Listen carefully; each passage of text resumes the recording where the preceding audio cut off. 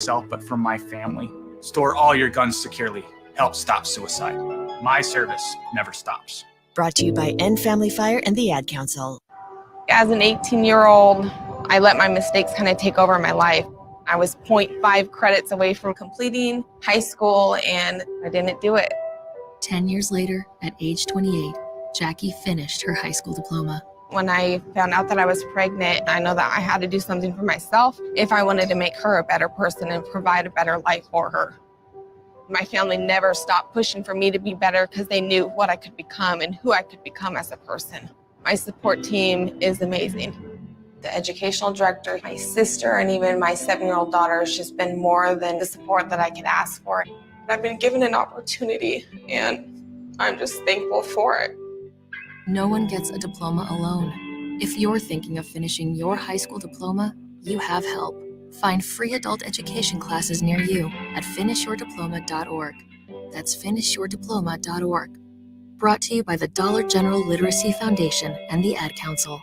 Start your Sundays off right with Jeff and Nicole Essink on Fitness Fanatics. Jeff and Nicole discuss health and wellness, how to achieve fitness goals, and more through the life of gym owners and gym goers. It's Fitness Fanatics from 9 to 11 a.m. on Sundays on 93.7 The Ticket and theticketfm.com. Victor deployed for the first time to Afghanistan in 2003. At 4 a.m, my phone rang. They said, "I regret to inform you that your husband was wounded in action." Victor sustained a moderate traumatic brain injury. I was doing school full-time, and I was also then caring for Victor. One of the most important elements of caregiving is taking care of yourself. I just didn't want to forget that I also had goals and that I also had a life. What I did is I challenged Victor to meet me halfway. There are almost 6 million military and veteran caregivers across the nation. We have our own journey, and we can fulfill that journey at the same time that we are helping our loved one. Visit aarp.org/caregiving for a free military veterans guide to navigate your caregiving journey and better care for your loved one and yourself. Brought to you by AARP and the Ad Council. This is Lincoln's home for sports talk on the FM dial. Also online at theticketfm.com. On the internet. KNTK FM Firth, 93.7 The Ticket. Live from the heart of Lincoln, America. Welcome to Ticket Weeknights on 93.7 The Ticket and theticketfm.com.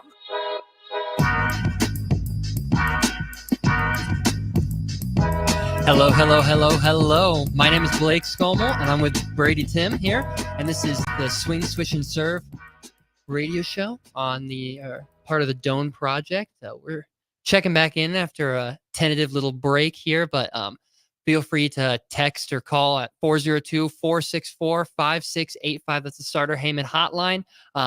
Twitch, Twitter, Facebook, and YouTube for all your streaming services to see our pretty faces. As you can see, we're all well red out right now. We decided to match the studio this I guess evening. we're in Lincoln, so we have to pick the red. Of course, we can't wear any Doane items. So, no. As some people may know, this is a little project that we created, I guess in 2020, late 2023, about kind of giving an insight on small town athletics, specifically us. We both go to Doane University, and I'll toss it over to Brady. Give yourself a little intro, and then give a little update as to what you've been up to. Yeah, so like you said, my name is Brady, but I play basketball at Doane, and it's been a while. It's been since 2 or 3 months since before I've been December, on here. early December. Grace, who's usually on the podcast, she has been carrying the load for us in a way, like she's been carrying our backs. But no, so right now we're just really we're in the off season. We had a season that was one to forget, that's for sure. One that I never thought I would have in my playing career, but we got a lot of kind of have an exodus on our team in a little ways. We only have 3 varsity guys coming back. But that leaves room for a lot of new players, a lot of new faces, a season that we're excited for to get going. But no, we're just in the off season doing a lot of lifting 4 days a week.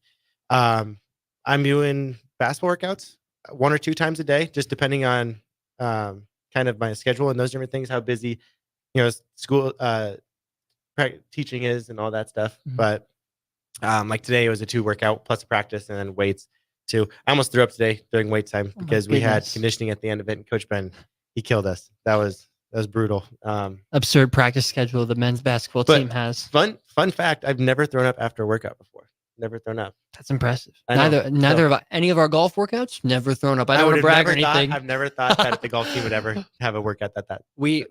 Doane just purchased a new set of Echo bikes, and those at Oh my gosh! at those 6 things in are the brutal. morning when no breakfast in you might, I mean, get your stomach churning a little He bit. makes you use those. Yeah. At the golf team. Mhm.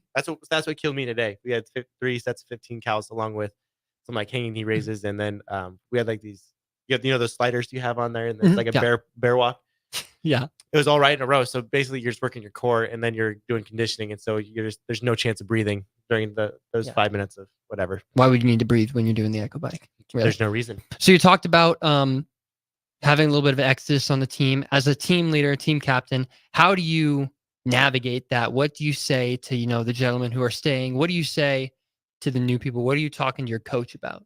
How does that work? Well, the biggest thing, we just needed to get new guys that wanted to be here in a way, that want to play basketball, that love the game of basketball. I know that was one of the things last year, this last season, that it just felt like without the whole thing, we just kind of gave up in a way. And then, like we were all tight and we were all close and it was good friendships, but at the same time, basketball was not the same way, in a way. And it was just, you kind of fell out of love with it. And it made it more like you had to go to practice every day. You had to do all those different things. Like the biggest thing that we are trying to do right now is bring in guys that want to be here, because it does take a lot to want to come to Crete, Nebraska, and really establish your life there in a way. And that's where you want to spend the next 2 to 4 years playing, is in Crete, playing for Doane. But to the guys that are right now, it's really just simple. It's just, I mean, the coaches are not afraid to recruit people over them. And so it's how bad do you want those minutes, or how bad do you want to make a difference next year? How bad do you want to play a role next year? So it's all about trying to keep those guys motivated and trying to keep them to think outside the box, not just I'm going to be a JV player, or no, like people should have to come in and should have to beat you out of it. And that's kind of the mindset that we got to go to, and just have positive attitudes, try to put on some weight, all those different things. But with new guys coming in, it's kind of like I'm kind of a recruiter in a way. Because 100%. I've been leader of the basketball program for 2-3. This will be the 3rd year now of being a team captain, and so it's kind of one of those things that the coaches, they kind of put that little bit of responsibility on me to, if they have recruits in, I'm the first one to have to introduce myself, talk to them, just make them feel at home, really like get their numbers, get their text messages, like make sure their visit's going well, and then taking them to dinner at the calf, yummy calf. But if that's an experience, I don't know what is. But yeah, it's just really just trying to bring them in and making them feel at home and making them sure that they want to be here, because I know we're going for a lot of guys that are from way outside of Nebraska. Like we had a guy from California come in today. And then we had a Boston kid yesterday or 2 days ago. Can't remember. It was 2 days ago, I think. We have 2 more Boston kids coming in this next week.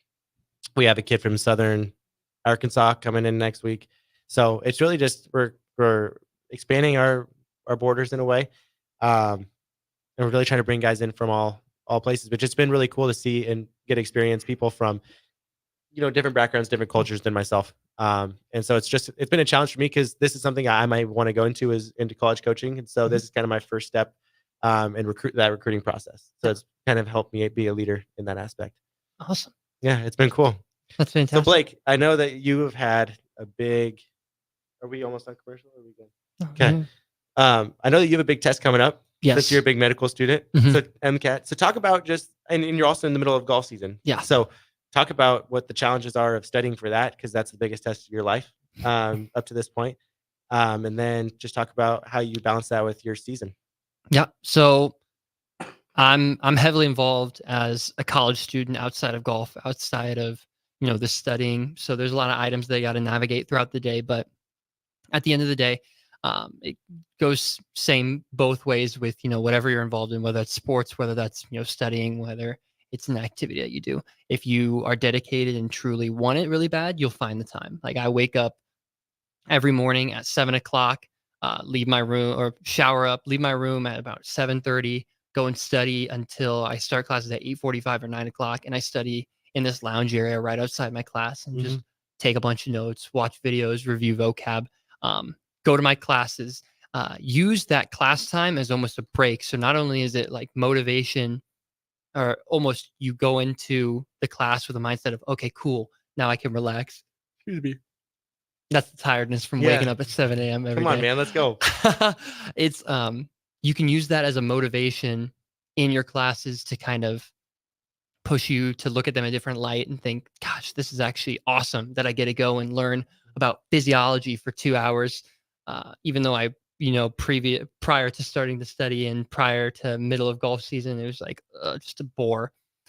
And that goes the same with golf. Is now, I looked at it as I'm just going to go and hit a repetitive shot. And if it's not working, the last thing I want to do is be out on a golf course and dread my life. Yeah. But now I look at it as, okay, cool. I'm done studying. I can go golf. And like, that's almost my reward as I try and set up my study time. So after my classes are done, after I eat, I set aside some time for homework.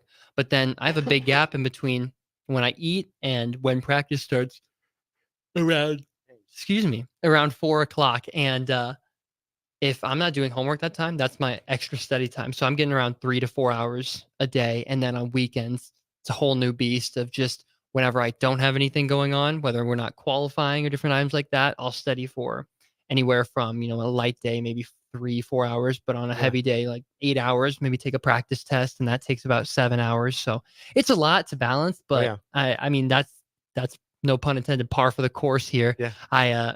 This is what I bought into. This is what I wanted to do, and I'm reinforcing that with what I do every day. Yeah, something I really love that you pointed out, and that's something that I've tried to incorporate a lot. So, March Madness just happened, and NC State went on their miracle run, where they had to win. They had to win the ACC tournament. They were the 10th seed in the ACC tournament. Had to win 5 games in 5 days. Then they went on their Final Four run, which it stole my heart. I'm officially a Wolfpack fan for life. No more of the Auburn, no more Nebraska. Like, we're Wolfpack from now on.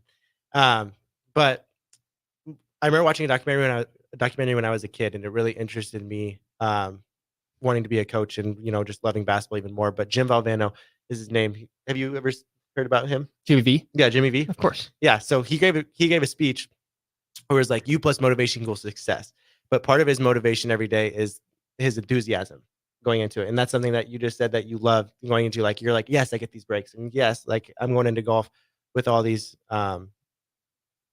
with this enthusiasm. That's awesome. And he's just like, he was speaking to these people, and he was just saying, like, how enthusiastic are you every day?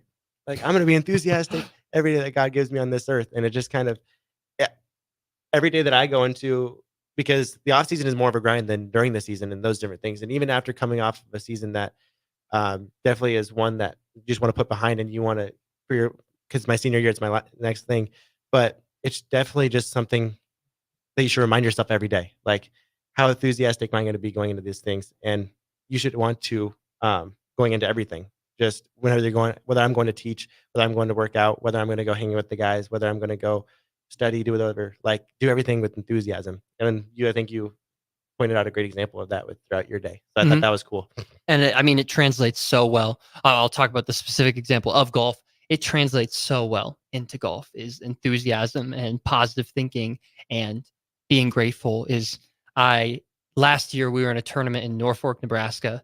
It was our Nebraska Intercollegiate Tournament, and I'm playing, and my coach is following me, and then a coach from another community college is following us. And I hit a shot, and it landed right next to the pin. Mm-hmm. It carried right there, and then hard green, it bounced and rolled all the way off. I was like, what the heck? And then I just turned, and I was like, well, what the heck was that bounce? And I just start chit-chatting with the teammate or with the competitor I'm playing with. And the coach is like, gosh, I need that mindset. And every time that somebody compliments my mindset, I always respond with, well, at the end of the day, I'm being paid to play golf.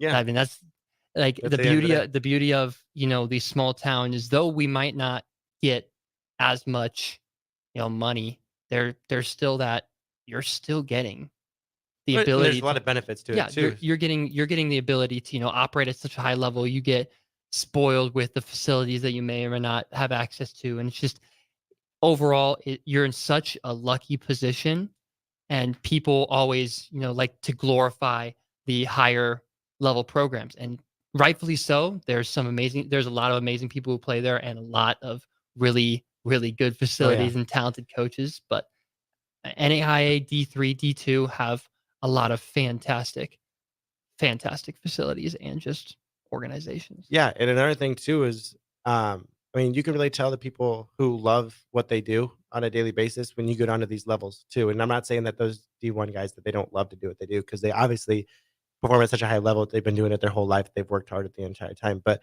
we get paid. I mean, those guys with the NIL and all those different things with the collectives and all that stuff, those guys get paid a lot. I mean, they get paid quite a bit. I know in basketball wise.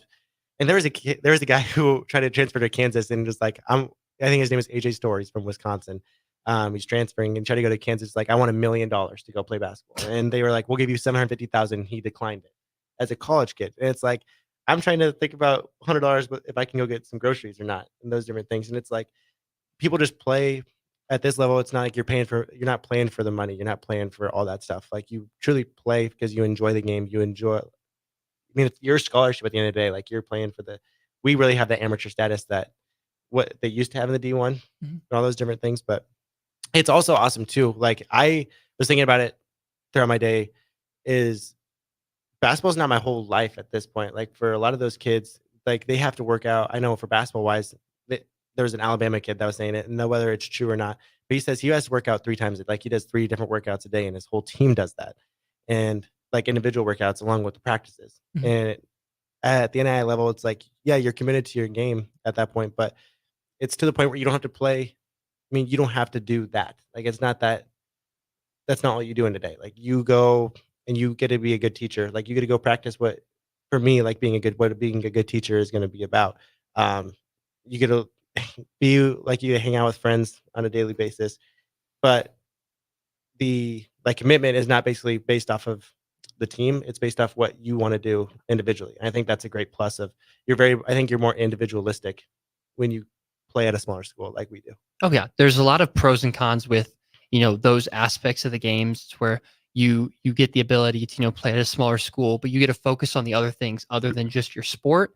And that could be a really big benefit. That also could be a really big downfall, is that,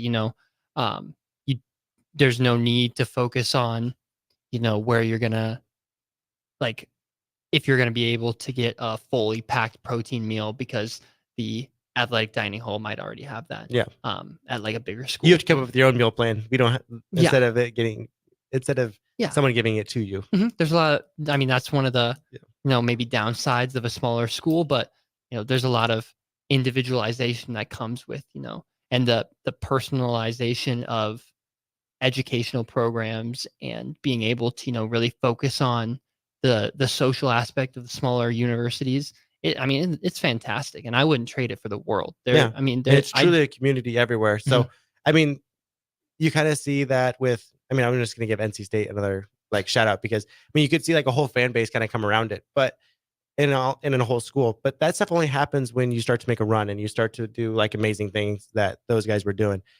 At those small schools, it really just feels like community the whole time, because for the most part, everyone on campus. Like, you've seen everyone on a day-to-day basis. So they know who you are. They know what sport you play. They know all those different things, because it's a small enough school where you can get to know everybody, and they come to your games. You go to their events, all those different things. And I think that's one of the really cool aspects that I've noticed, is just, I guess, playing basketball and then having everyone kind of recognize me in a way on campus. And it's like, sometimes they say hello and I'm like, I don't know your name. But it's just like, hello. And then the next day I'll see him again, and then it's more familiar and all those different things. So I think that's been a really cool aspect of it all. 100%. I agree. We're going to swing it out to break, but feel free to text in 402-464-5685, and we'll check in with you in a second. 93.7 The Ticket is proud to provide listeners with daily opportunities to win contests and prizes on our airwaves, and would like to take this opportunity to remind you of a couple rules. All participants must be 21 or older and must wait 30 days after winning a prize before participating in another contest. Once you win, you have 30 days to pick up your prize at the K&TK Studios, 1040 O Street in Lincoln, or your prize will be forfeited. Thank you for participating in our contest, and thank you for listening to 93.7 The Ticket. Hi, this is Pastor Tom. Did you know there's a place kids can seek out help when they're away from home and something goes wrong? They find themselves in a difficult spot or even a dangerous situation. Maybe another child is bullying them, or a stranger is following them. Perhaps on a date and things just go bad. In Lincoln, here's where they can find help. It's called Safe Place. Safe Place is a national program for children taking place in thousands of cities across the United States. The People City Mission is sponsoring this program in our community and has set up a number of businesses, fire stations, schools, and nonprofits around the city to become safe locations where kids can seek out help. They just need to look for the big yellow sign that says Safe Place on it. Then go inside and ask for help. We will be quickly connected to them and ensure they make it back home or to whatever resources are needed. If you'd like to find out more about Safe Place and ways in which you can get involved, just go to pcmlincoln.org. Remember, when we all do a little, we change a lot. Be a memory for your grandchildren. Among Nebraska adults age 65 or older, 47% report current alcohol use. Drinking too much can cause harm to children, family members, and loved ones. By drinking less, you will still be around for your grandchildren. If you or a loved one is looking for help, find a treatment facility near you at findtreatment.gov. For immediate support, call, text, or chat 988. Brought to you by Nebraska DHHS in partnership with SAMHSA. This is how we do every day. We be grinding, and if you wanna come and text us, if you love them enough to turn off your music and pretend like their music is your music, this is Mommy's jam. Then surely you'll check nhtsa.gov/the right seat to make sure they're in the right car seat. Let's play it again. Check today at nhtsa.gov/the right seat. Brought to you by the National Highway Traffic Safety Administration and the Ad Council. Victor deployed for the first time to Afghanistan in 2003. At 4 a.m, my phone rang. They said, "I regret to inform you that your husband was wounded in action." Victor sustained a moderate traumatic brain injury. I was doing school full-time, and I was also then caring for Victor. One of the most important elements of caregiving is taking care of yourself. I just didn't want to forget that I also had goals and that I also had a life. What I did is I challenged Victor to meet me halfway. There are almost 6 million military and veteran caregivers across the nation. We have our own journey, and we can fulfill that journey at the same time that we are helping our loved one. Visit aarp.org/caregiving for a free military veterans guide to navigate your caregiving journey and better care for your loved one and yourself. Brought to you by AARP and the Ad Council. I see the future in our public school classrooms every day. I'm Jenny Benson, president of the Nebraska State Education Association. I also see how critically important parent and community support is to our students' success. Support your public schools. Get involved. Form a business school partnership or become a school volunteer. Great schools and great communities work hand in hand. Sponsored by the Nebraska State Education Association, aired by the Nebraska Broadcasters Association and this station. 1 in 3 adults has prediabetes. 1 in 3. That means it could be you, your football buddy, your football buddy, or you, your best man, your worst man, you, your dog walker, your cat jogger. While 1 in 3 adults has prediabetes, with early diagnosis, prediabetes can be reversed. Take the risk test at doihaveprediabetes.org. That's doihaveprediabetes.org. Wait, did they just say 1 in 3 adults has prediabetes? That's 33.33333% of adults. That means it could be me, my boss, or my boss's boss, or me, my favorite sister, or my other sister. That's 7 members of my 21-person romantic book club. Wait, the 1 in 3 could be me, my karaoke partner Carol, or my karaoke enemy Jeff. I'm going to take the risk test at doihaveprediabetes.org. Brought to you by the Ad Council and its Prediabetes Awareness Partners. Hey, it's me, your cell phone. We need to talk about something serious. I know you love me. I know you like using me wherever you are, but I feel like this isn't working out when you're driving. I know you may think that it's possible to focus both on me and the road, but I just don't feel the same way. I think we should spend time away from each other when you're driving. It's for the best. Visit StopTextStopWrecks.org. A message brought to you by the National Highway Traffic Safety Administration, Project Yellow Light, and the Ad Council. Back to the Ticket weeknights on 93.7 The Ticket and theticketfm.com. We're good now. Perfect. Hello. How are we doing today? Mr. Brady Tim, we are back, but we missed a very important part. Actually, for us, me being a golfer and you being a basketball player, this is a very important time in both of our sports. Well, no longer for me, but it was just the best time of the year. I know March Madness was fantastic, and you covered NC State earlier, and I want to take a break from like kind of the Doane College talk. Let's talk about your impression of March Madness, from a basketball and hopefully a basketball coach perspective. Well, this March Madness proved that creating a bracket is unbelievably impossible. Like, it is just one of those things. I mean, from the start, I just didn't want to be one of those people that picked UConn to win it all. But in the back of my mind, I think everyone knew they were going to go back to back. I mean, they were just the most, everything that they run so many sets. I was hearing someone talking, they run a set every single possession down the court if it's a made basket shot. So if like the defense is set up, they run a set literally every single possession. And that's crazy. Think about that. And they're so good defensively too. So, it was no surprise that they won it. But outside of that, I thought it was a great March Madness. Like, games came down to the wire. You had, one of the all-time runs ever in the history, like with NC State. You had, Clemson even making it super far was a super big upset. Mm-hmm. You had guys like Terrence Shannon Jr. from Illinois. He showed out. I think he averaged like 27 and a half, 28 points a game, except for when they played UConn, because UConn, again, unbelievable.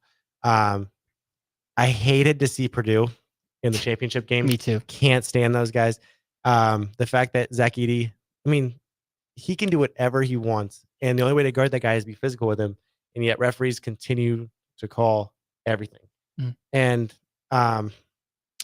again, referees can't be perfect. But in that situation, like, you can see the buzz on Twitter. You can see the buzz all over the place. And it's just like, I know those referees, they watch film on a daily basis of their games and stuff. How do you see on a consistent basis, and you see Zach Edey doing the stuff that he does, and you continue to side with him? Like, that doesn't make any sense to me. So it was frustrating seeing them go that far. But again, it was a great March Madness. I know I take like those first 4 days. I don't think I do anything other than watch the round of 64 and round of 32. And I think this year I actually watched majority of the Sweet 16, Elite 8, Final Four. I think I only missed a couple games. So it was an unbelievable time for me. I had a blast with it.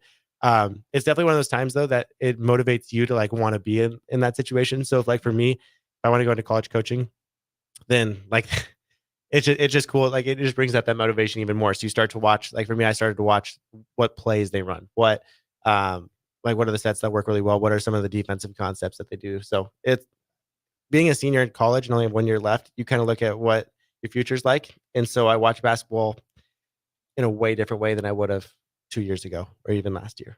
How did your bracket fare? Oh, I was last at all my pools. Literally, it was bad. It started off. I think I missed one on the first day. I missed one game. I missed one game. Second day though, I think I only got like 2 correct. And part of that was I had a Final Four of Auburn, who lost because I didn't want to pick UConn. They lost first round to Yale. I picked Arizona. They lost in Sweet 16 to Clemson. I had Creighton because I didn't want Purdue to be in the Final Four. So I was extremely biased in my take. And then I had Houston. And if Jamal Sheed wouldn't have gotten hurt, they would have made it 9,000%. And I hate to say that because my NC State boys, but I don't think the NC State boys would have got it done. It's actually funny though. So when it first came out and ESPN came out with the brackets, whatever, I made just a silly one. And it was after I'd watched NC State win the ACC tournament. I literally had them going to the Final Four, and in a championship game playing against somebody. I think it was Auburn or whatever. And if I would have just stuck with that one, I actually probably would have been in the middle of the pack or the top of my bracket. But I felt super smart when I put NC State going to the Elite 8. I didn't have them go to Final Four. Yes. Oh, that is so big time. I love that. I didn't. I was back and forth because it was like they just did something absurd. Yeah. Can they keep it going? And I love that. I had the full trust. This was my best bracket I've ever made in my entire life. I love that. But no, like I said, NC State, they stole my hearts. Like for my birthday, I just got a few NC State apparel. So I'm repping the Wolfpack. I'm already excited for next year. I'm sticking with the team finally. Because when I was going down the list, I was like, so the teams I had in the past, I was an Auburn fan and I was Nebraska or whatever. But like, I don't hate any teams in the Big Ten besides Purdue. I don't hate any teams in the SEC because I still kind of cheered for Kentucky because that was my youth as a little kid. That was my team. but I hate Duke and I hate North Carolina. And so I think that's just one of the things that I'm like, okay, I can get behind a team that is rivals with both of them. Yeah. And it's not like I'm a bandwagon because that was their second Final Four in ever. So it's like, and they were an 11 seed. And I said after the ACC championship, I'm like, these guys are my team from now on. And they made their magical run. So I was engaged the entire time. My family kept getting annoyed because I kept saying my Wolfpack game is on today and all those different things. And It's not yours, Brady. yeah, but it's fun because we were in Colorado, and I was with my brothers. So, and they're big basketball fans as well. So it's cool to be able to share that experience with them every year. And what's also cool is before March Madness is a state tournament, and so that's always a blast to be there because I got to play so many games at state when I was in high school, and that was always such a great experience. But no, watching those teams, watching that is a great experience. It's also really motivating just because I want to get to the NAI national tournament next year because it's my last year. And you want to experience that as a player. Like you always grow up wanting to play in March Madness, and that national tournament's like our March Madness. So I've always wanted to try, and I guess we got 1 year left at it. We got one last crack. Yeah. Make it happen, Captain. Yeah. So Blake, now we go back to you as a golfer, and honestly, for all the golf hobbyists like me, it's a big week. Tomorrow it starts. The Masters, the greatest tournament on earth. Just talk about that. Just walk me through. Like, are you locked in the whole weekend for 4 days? I really like the coverage of what they do for the Masters and then the players as well. So the Masters and Augusta own the right. So all the majors of golf, they're not owned by the PGA Tour, who do all the regular events. They're owned by their own individual organizations. So the U.S. Open is owned by the USGA. The PGA Championship is PGA of America. The Open Championship in the United Kingdom and in Europe is owned by the R&A. And then the Masters is owned by Augusta National. And they operate strictly on just make $0, just land even. Mm-hmm. And so how they do it is super awesome. They stream everything for free on the Masters app, make it super easy. Mm-hmm. You can star your favorite players, and then you can put all of their every shot, camera following them onto one screen.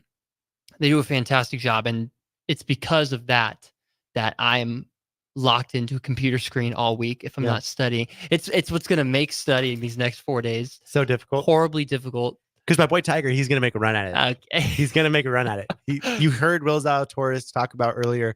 It's the best he's ever seen Tiger play, and as long as he's not being a wuss and faking that injury that he has, yeah, he's going to win it all. Completely not real. I don't know if I'm still. I don't know if I can like get annoyed by people in the Tiger bandwagon because I absolutely love Tiger. It'd be cool to see him make the cut. I think that'd be really cool. I think at this or point, be in contention on Sunday. Contention would be cool. Cut, that's expected of him. Yeah. I think at this point, because he knows so much about golf, it's just like he knows that course like the back. Like that is his place. He's played Augusta it more is than his place. Almost anybody. I think that's the major he's won the most, right? He's won 5 of them. Yes. Yeah. I tell you what, I remember watching that in 2019. I came home from a basketball tournament, and I remember watching the last like 4 or 5 holes. Yeah. That was probably the coolest experience of all time. Was watching him win that and just share that moment with his son and stuff. I think that was all the bad things that Tiger Woods did throughout his career. Like it's crazy how the tides have turned so much. Like I think it was to my mom, and I was just saying, for all the bad things that we should dislike him for, now you see how he was able to come out of that, and he created a whole new person basically, and everyone loves him. And golf isn't the same when he's not playing. But my big predictions, it's either there's 3 people that I believe are going to win it. I have Tiger, two likelies, and then a dark horse that I just have a hunch that he might make a good run. All right, let's hear it. So if you're gambling this weekend, listen to Blake Skolman. This is not gambling advice, but hint, hint, wink, wink. So number 1, Scotty Scheffler. He's the favorite to win it. But he might not win it because his wife may go into labor this week. Yeah, that's crazy. And so me and him kind of got a similar experience going on right now. But his wife might go into labor, and he did promise on air that if his wife goes into labor, he will drop out of the Masters. I think it's their first kid too. I think that's the first kid. Yeah. Yes, it is. And the second one I think is Xander Schauffele. He Okay. is historically one of the most consistently quality golfers at Augusta. In the past, I think he's played it 7 times or Okay. something, the tournament. So he just does fantastic. My dark horse is Brian Harmon. He's a lefty who has won the Gross. Open Championship Gross. just recently, and I think that he has a really good chance. The golf course is meant for lefties. It makes it a lot easier. Not saying that only lefties can succeed, but they have a better time. And statistically, within the past 20 years, they have been the best overall. Mickelson won it in the last 20 years twice. Bubba Watson won it twice. Once, right? Bubba won it twice. He won twice? Yeah, Interesting. believe it or not. And so there's just a lot of factors I think that go into it. A lot of right to left dog legs, and with the average person wanting to fade the golf ball off the tee, it just makes it a lot easier. So, I mean, I know that I don't know as much as you, Mhm. but so I don't really pick based off of what I think is going to happen. I'm going to best make my 3 picks about who I want to see make it happen. So my first one was I love Brooks Koepka, and I know that that's controversial with the Live Tour, but man, that guy's a dog. He rips it off the tee. He just the horse. Love my guy Brooks. Secondly, I got you obviously have Tiger up there. If Brooks and Tiger in the top 5, oh my gosh, I'm glued Sunday. I am absolutely dialed. And then my third pick is got to be my boy Ricky. Ricky Oh Fowler. yeah, He's got to be he's my boy. They had the par 3 contest And he today. won it. Did he win it? Yeah, he won it. Oh, awesome. He's the champion. He was leading it for a while, but that's kind of here and there because you disqualify yourself pretty easily if you have like one of your kids putt for you. Oh, really? Yeah, you can just get disqualified really fast. That's funny. Yeah. He had his little. I saw him and Jordan Spieth played together, and he had his little girl and the Jordan Spieth. No, Jordan Spieth had the little boy, and Ricky had the little girl. It was super cute. Watch as a dad to be in 2 weeks. It's cool to see that stuff. Yeah. That's the memories that you want to create with your kid. Yeah, that's cool. Well, let's ring it back in. Let's get back to the Doane items. Okay. So we were kind of discussing, talking about the small town college lifestyle. But let's talk about, the day in and day out kind of benefits to being there, and the day in and day out cons of being, in that position, in that smaller town, small college. Let's not say small town. So I mean, the cons. I mean, in the first place, you're not competing where you thought you would compete early in their childhood. So you feel like you let yourself down in a way. So like I know for me, it was always like looking at the teams that were March Madness. Like if you didn't get there, like where are you going NAI and those different things. But as I've obviously that's like that's your first instinct when you get there. But then as you move along, you're like, okay, yeah, this is just it's high level basketball that you're playing, or high levels whatever sport you're playing. And a lot of times when you make it to your junior, senior year, those people are in the mindset of I made 100% the correct decision, and Yeah, I think 100%. that my life, if I would have chosen elsewhere, I would have regretted, because a lot of those people, I've never thought about transferring before. Yeah, you've talked about it with the basketball team right now. Is a lot of people tend to leave, and I think I'm of the very like strong mindset where if you don't like the place, I'm not going to try and convince you to stay. Leave, because it's better for you, and it's very much beneficial for me and my team. True. Is if we don't have somebody who doesn't want to be there and doesn't want to be competing. Yeah. So I think that could be looked at as like the end result of that could be looked at as a pro. But yeah, kind of the underachieving aspect of it. But I think that also comes with a lot of, people not understanding what NAIA and what It's super high level. I remember my first summer league basketball game, and it was like, oh my goodness, these are better than any people that I've played in other than the 2 guys out of my class that went, the Chucky Hepburn and Hunter Salas. Those are the only 2 kids that I'm like, yeah, those guys are better than the kids I'm playing. But other than that, it's like, that's the highest level of basketball I've played. Yeah, no, the punch in the face that is getting into college athletics is absurd and completely unexpected, especially going to a level like this. And a lot of people don't understand that. But the fact of the matter is, in every level, there's teams that can beat every other, or teams from every other level. So like a D1 team can obviously probably more than likely beat a D2 and D3 and an NAIA team, but there's a lot of those other divisions who could absolutely school Division 1 teams. There's NAIA schools that beat D1 teams all the time. All the time. Yeah. NAIA, it's a little bit more fluid as, Division 1, 2, and 3, but NAIA, it's just everybody fends for themselves. So there's the high functioning NAIA colleges, and then there's the ones that, not many people have heard about, or the athletic program isn't as developed. Yeah. So then I would say some other cons. Obviously we don't have the money and resources that the bigger schools have. And so like we have to pay for a lot of our stuff. So like our gear isn't free. So we have to usually pay for our gear. And I know you guys get a golf bag. We pay for the golf bag, but then everything So- else is like kind of discounted. The golf balls we get before rounds, our coach gives that to us. Yeah. So there's a lot of aspects. I but- mean, there's some things that we get. Like we get basketballs, we get those different things, but we get one pair of shoes, but Under Armour shoes are terrible. And I go through 3 or 4 pairs. So I had to buy 2 or 3 pairs every year by myself. But so I think that's one of the negatives, is that we just don't have the money and the resources to get all the cool stuff and get all the gear that would other people get for free. Or, we have to eat at the CAF. That's for every student. It's not necessarily the most nutrient dense or nutritious. It also isn't very filling because they have to they feed every kids so they give you smaller portions. They have to feed everybody. So I would say that that's the negative aspects, the cons of playing at a small school.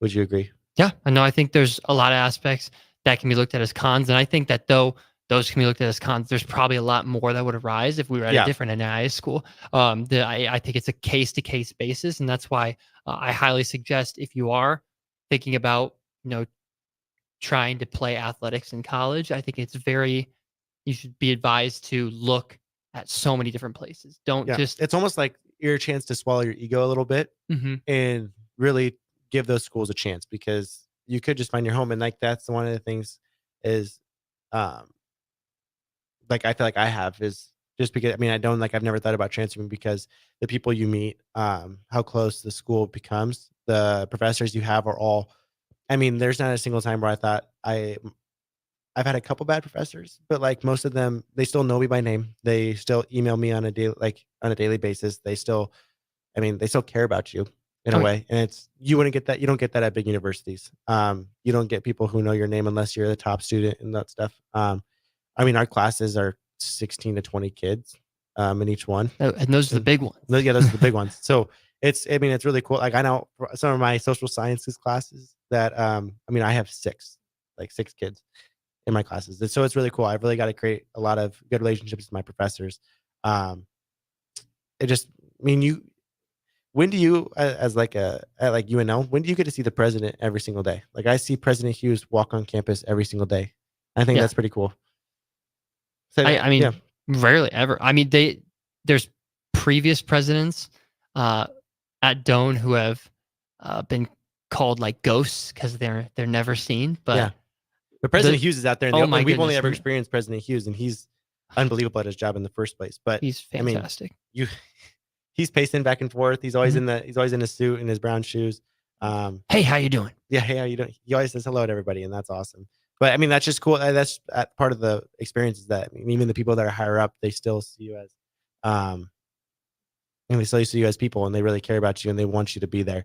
Now, whether that's because they need your money, that's a different story. Yeah, and we'll cover more pros and cons when we get back from break. But then again, text Starter Heyman hotline. Catch you in a sec. This is how we do every day. We be grinding, and if you wanna come and text us, If you love them enough to turn off your music and pretend like their music is your music, This is Mommy's jam.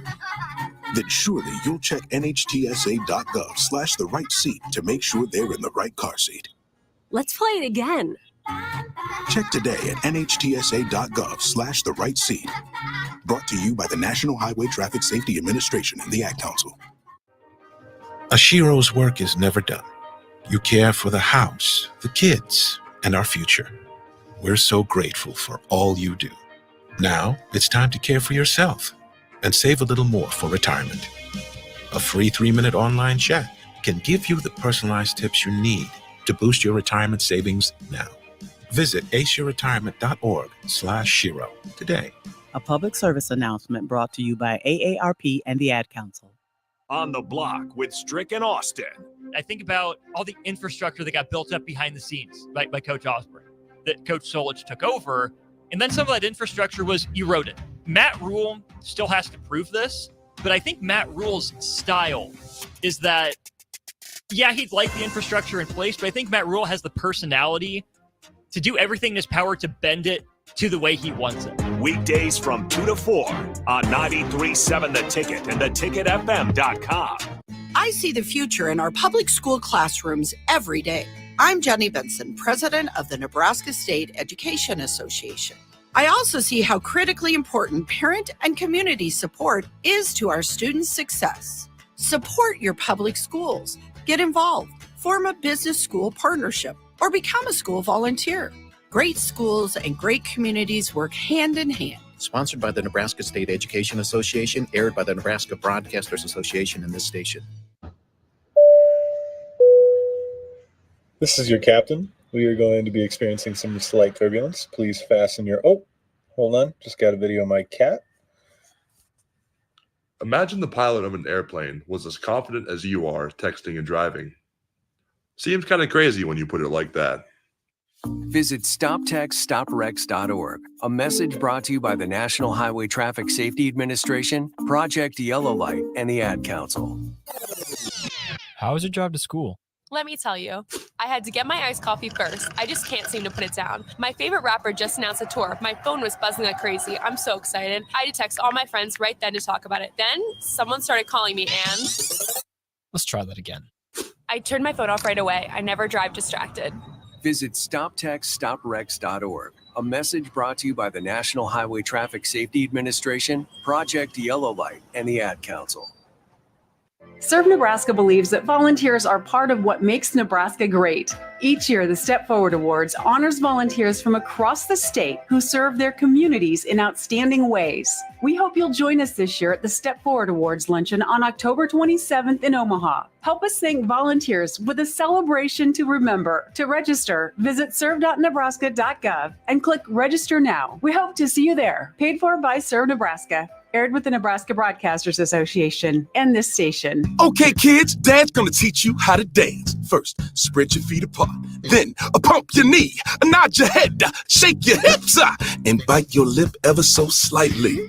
Now, with one hand in the air, point at people with the other hand. I call that the rock star. Dance like a dad. It's a great way to make a moment with your kids. Now, make a face like it just smells something bad. Visit fatherhood.gov. Brought to you by the U.S. Department of Health and Human Services and the Ad Council. Back to the Ticket weeknights on 93.7 The Ticket and theticketfm.com. Welcome back. I'm Blake Scommel. I'm here with Brady Tim, and this is the Doane Project. Last 10 minutes. Last 10 minutes. So, we're talking about pros and cons, and you kind of touched on a lot of the pros and the. I don't necessarily look for any negative sides of the small town life, because I mean, I really enjoy the ability to, like you said, know everybody there. The team that I'm on, the teammates that I have, the coach that I have is especially fantastic. And so I find myself in a very fortunate situation. So I'll just cover some of the pros that I like about, the smaller university athletics and just smaller university life in general. And one is like flexibility with practicing and stuff like that. Mm-hmm. When you are at a larger university, the expectation is that you're there. Let's say you go there for basketball. You go to class, and then should be basketball. You get your homework done. Yeah. Rest of the day should be dedicated to basketball and honing your craft, because a lot of times those people have the potential to go further after college, and if they put the work in, then there's a potential for that to pay off in the long run. Mm-hmm. Whereas people, here are playing it because they're passionate, and that's also one of the pros that I have, is that a lot of people you find are very passionate about it, especially as college athletics goes to more business-sided transactions. Mm-hmm. And like you were talking about with the Wisconsin player transferring, there's a lot of business and external motivation factors other than the love for the game. You're not playing basketball. I mean, like, you're not playing because you love the game of basketball at that point. You're playing because you think that you deserve to be paid for like, it's like a business to you in a way. I mean, I know people who are losing money comparatively going to a bigger university because they just love the sport so much, and they're like, I can take on a little bit more, student debt in order to play which is at awesome. at a higher level because I absolutely love basketball, or absolutely love golf. No, I love the flexibility of it because personally for me, I'm involved in student congress. I'm studying for this MCAT. I do research on campus. I give tours on campus. I'm part of the leadership program, and I'm part of Greek life. But all of that comes just before golf. But I can still manage that very easily. And Stuco president here to come. Hopefully, cross the fingers. Elections tomorrow. Vote Blake Scomo for first. Believe me, that's the first click I'll have. Student Congress president. No, but I love it because it's flexible, and the coaches and the students and your professors as well understand that you're there for other reasons other than just your athletics and just your, or they understand that, you want to try a bunch of things other than athletics and academics. Yeah. I mean, I love that. Those are all great reasons why you should look into small schools, especially if you're an athlete that wants to continue to play at the next level and continue to get a great education, something that will pay for your college, all those different things. So that's definitely something to definitely pay attention to when you get to that recruiting process. But now I just want to kind of go into, so we already have like a month left of school. And then we all have this big summer. We have the summer. So it's kind of like the big off season. So you get to go home or do whatever wherever you're going to live during the summertime. And it's really your time to work and hone in on your craft. I think that's one of the coolest things too, is that like in the summer times, we get to go have a job, or like you can, if you're a business major, you can go intern. For me, I get to go coach a summer basketball team. Like tell me what your summer's like. Yep. So working wise, last summer, I did cancer research at the University of Nebraska Medical Center. Amazing. And then that program carries over into now, but I'm doing research at Doane, but switching it up, doing some research over box turtles and talking about their stuff. And so it's a little bit of a switch, but I get to do that, and that's pretty fun. But also the benefit of doing that at Doane is I get access to all the practice facilities whenever I'd like. And a lot of times the guys aren't there. So I'm probably the only one who's going to be consistently accessing our academy where we can hit golf balls, the putting greens, the putting training drills and different items like that. So I'll get kind of free reign of that area. And I'm really excited because in summers past, I really haven't focused on practicing because I'm trying to work, get money, and I don't want to spend it on menial things that, I can do at home, putting on my rug and just hitting a straight putt over and over again and trying to hone in on my swing and then swing in my backyard and maybe hit a golf ball a couple times a week just to keep myself consistent. But I assume that's very different with you wanting to maintain your strength. Obviously, I'm doing a little bit of strength training with just trying to stay somewhat near form over the summer, but you have a lot more to, keep there. Yeah. So talk about that. No, I mean, that's definitely one of the things that I key in on during the summertime is my diet and then also weight training. I mean, I even, that's something I just take super seriously. And that's something I care. Like I love listening to podcasts about weight training and nutrition. I love just that whole aspect of that. So I love taking care of my body and love being in better shape than other people when it comes season time. So I know for me in the summertime, it's really, it'll change a lot this year because again, I have a kid coming away in 2 weeks, which is exciting. But for me, it really is going to start off with, waking up super early to check on the kid. But then after that, it's really, I get to go weight train at a place called Loyalty Training shout out Loyalty. Shout out Loyalty. His brother goes to it as well. It's unbelievable, but it's a really cool experience. And then after that, it's time to get in, my protein intake for my breakfast time and the lunch and whatever, all those different things. But after this summer, I get the opportunity to not really have a real job. I guess I would say like all the things is pretty incredible what I get to do. I get to personal train a couple kids that go to Westview High School out in Omaha. So I get to train at their YMCA with them, and I get to take them. I put them through my lifting programs and put them through my basketball training programs and stuff like that. So it's kind of cool. And that's something that after college that I want to start is like my own company in that way. When I'm in when I'm in the off season of summer, getting to train kids. And so I'm hoping to expand that eventually. But then I know back in my high school, they're paying me to come and train their youth for 3 hours, 2 times a week in the month of June. And then I get to coach summer basketball team. And then I think Loyalty is actually going to hook me up with a couple hours here and there if I need it, which is awesome. So it's really going to be a great summer for me because I get to spend time with a kid because those are super flexible hours. I get to train really hard because I just will have a lot more time in my day, and I love taking care of myself. It's just one of those things. It's really good to get in a summer routine that you can't really get in the wintertime and when you're in school because your classes and stuff, they differ.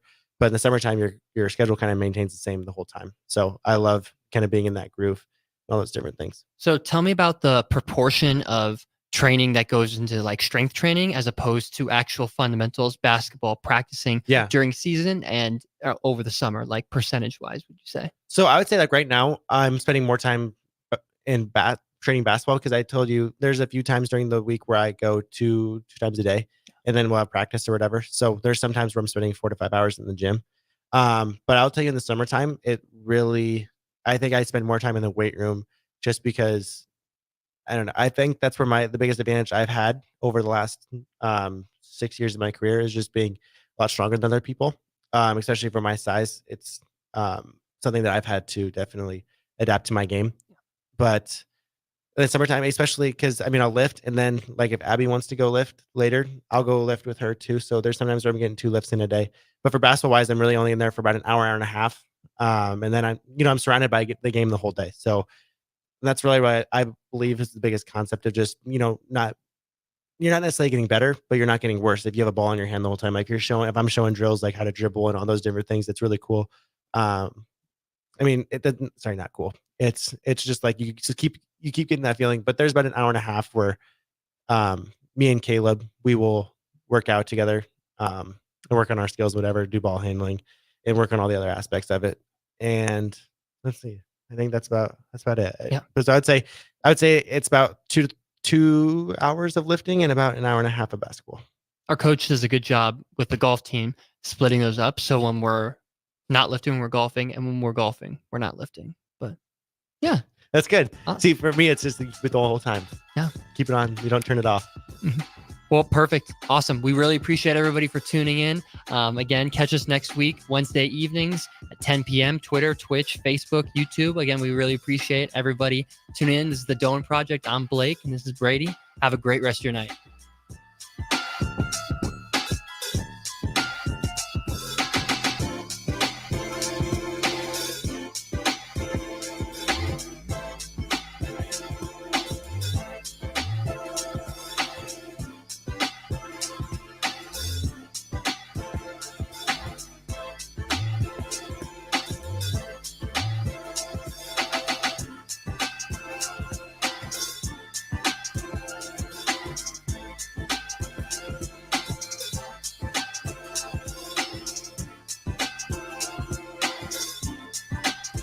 On the Block with Strick and Austin. I think about all the infrastructure that got built up behind the scenes by Coach Osborne, that Coach Solich took over, and then some of that infrastructure was eroded. Matt Rule still has to prove this, but I think Matt Rule's style